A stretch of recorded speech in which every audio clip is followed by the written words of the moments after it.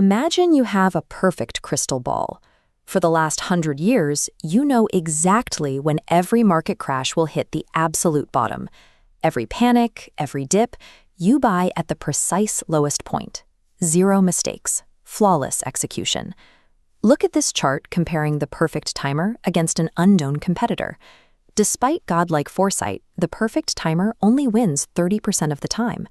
The dominating strategy is mindless monthly buying, investing the same boring amount every month, never looking at a graph.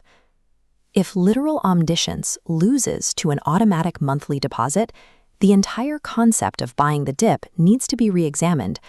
The math behind this failure is completely counterintuitive. How does perfect information lose? This area chart maps decades of market history. The market spends most of its life grinding upward to new records, interrupted by narrow, isolated dips.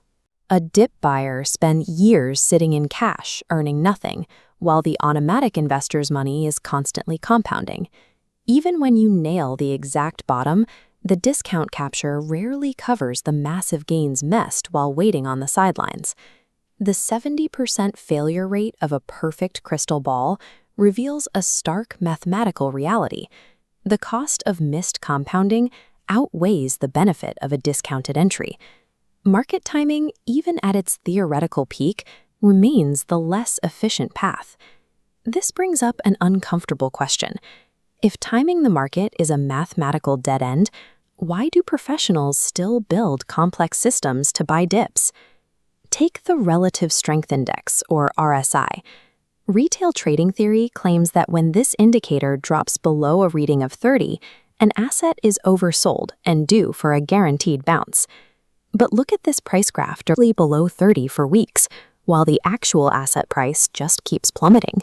Traders have a name for buying into this, catching a falling knife. RSI does not predict a bounce. It simply acts as a filter, flagging that statistical fear is elevated. It does not mean the danger has passed. It is an alarm system telling you to pay attention, completely devoid of predictive magic. Then we have the VIX, the market's fear gauge. A spike above 30 indicates extreme terror, the moment the last nervous seller finally gives up. While extreme volatility historically tilts the odds of a positive return in your favor, it remains a probability. It is never a guarantee. To manage lingering uncertainty, serious systems rely on mechanical rules, like scaling in 30-30-40. This diagram shows idle cash splitting into pre-planned tranches. You deploy 30%, then another 30, and the final 40 as the market drops deeper. Instead of betting everything on one guess to find the absolute lowest price, you capture a decent average cost. The NAF takes over, and your ego is removed from the equation, which reveals what a buy-the-dip system actually is and what it protects you from.